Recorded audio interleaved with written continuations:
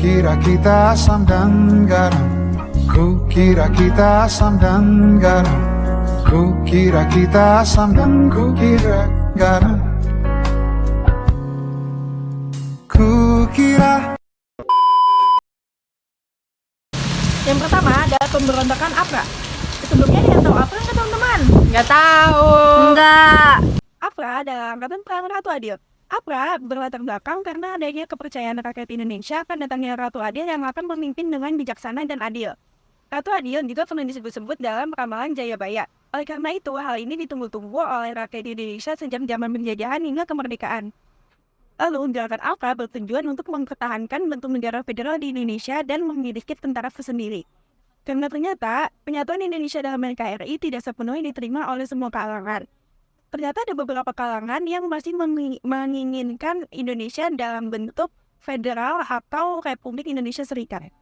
Salah seorang pemimpin APRA adalah orang Belanda, yaitu Raymond Westerling. Raymond Westerling adalah seorang dengan pangkat kapten dari Korps Special Truppen atau AST. Jalannya pemberontakan APRA, 23 Januari 1920. Yang pertama ada ultimatum APRA.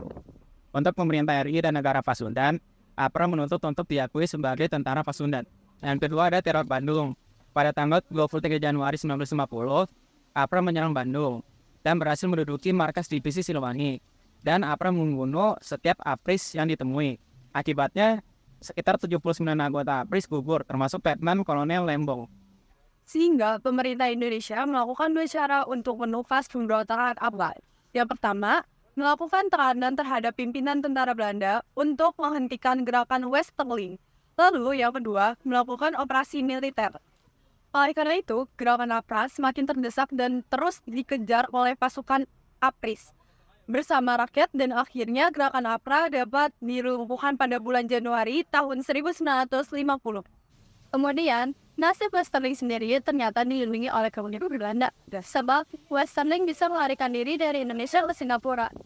Demikianlah Westerling bebas dari penghukuman yang berlaku di Indonesia akibat tindakannya yang mengobarkan pemberontakannya di kalangan Indonesia. Ternyata setelah APRA berhasil ditumpas, ada beberapa rahasia yang terungkap. Rahasia APRA ini adalah, yang pertama, sebenarnya adalah Sultan Hamid II, seorang menteri negara pada kabinet RIS yang pro dengan pemerintahan federal. Yang kedua, bertujuan menculik Menteri Pertahanan Keamanan Sri Sultan Hamengkubuwono IX, Sekjen Pertahanan Mr. Ali Budiarjo, dan pejabat Kepala Staf Angkatan Perang Kolonel T.B. Simatupang. Dampak dari gerakan APRA adalah yang pertama, penahanan terhadap Sultan Hamid II. Yang kedua, percepatan pembubaran RIS pada tanggal 17 Agustus 1950. Mengubah Indonesia menjadi negara satuan atau NKRI. Kesimpulannya adalah pemberontakan Angkatan Perang Ratu Adil merupakan salah satu episode penting dalam sejarah Indonesia setelah kemerdekaan. Menunjukkan tantangan dan kompleksitas dalam mencapai stabilitas politik dan kesatuan nasional di negara yang baru merdeka tersebut. Kedua adalah pemberontakan Andi Aziz. Andi Aziz lahir di Simpang, Ginanagal, Baru, Sulawesi Selatan tanggal 19 September 1924. Pada usia 11 tahun, Andi Aziz tinggal di Belanda, kemudian bergabung dengan tentara Belanda dalam menghadapi Jerman. Tanggal 19 Januari 1946, Andi Aziz tiba di Jakarta bersama Inggris. Tahun 1950 terjadi perubahan bentuk pemerintah, yaitu dari RIS ke NKRI. Maka terjadi konflik antara pro-publik dan pro-federal. Untuk mengatasi konflik tersebut, di Sulawesi Selatan, pemerintah melalui TNI mengirim pasukannya ke Sulawesi Selatan yang didominasi oleh Jawa. Namun, kedatangan pasukan ini menjadi tanggapan negatif bagi pasukan Andi Aziz. Karena Andi Aziz sendiri menilai masalah keamanan di Sulawesi Selatan adalah kewenangannya tentara yang ada di Sulawesi Selatan.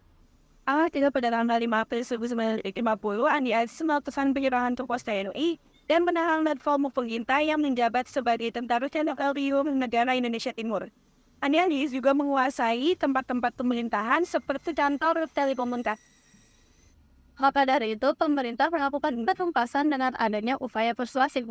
Pada upaya persuasif, Andi Aziz diminta untuk mempertanggungjawabkan perbuatannya dalam waktu 4 kali 24 jam. Tapi ternyata Andi Aziz baru merespon tanggal 15 April 1950. Setelah batas waktu terlewati, pemerintah mengirimkan pasukan di bawah Kolonel Alois Kawilara. Pada tanggal 15 April 1950, Andi Aziz datang ke Jakarta dengan perjanjian dari Sri Sultan Hamengkubuwono IX bahwa ia tidak akan ditangkap. Akan tetapi, saat Andi Aziz datang ke Jakarta, justru ia langsung ditangkap. Pemberontakan Andi Aziz menyebabkan banyak korban jiwa dan kerusakan di wilayah Sulawesi Selatan. Setelah pemberontakan ditumpas, Andi Aziz dijatuhi hukuman mati dan dieksekusi pada tanggal 20 Juli 1950. Meskipun pemberontakan ini dapat dipadamkan, peristiwa tersebut menunjukkan ketegangan dan kompleksitas dalam mencapai kesatuan nasional di Indonesia pasca kemerdekaan. Pemberontakan Andi Aziz merupakan salah satu peristiwa penting dalam sejarah Indonesia setelah kemerdekaan. Dan nama Andi Aziz tetap diingat dalam sejarah perjuangan dan pemberontakan di Sulawesi Selatan. Ikuti aku, tolong aku. Kerja bagus, maju ke zona aman. Sabar, hati-hati. Tetap bersama. Maaf, musuh terlihat. Tetap waspada. Aku butuh medkit. Maju, maju, maju.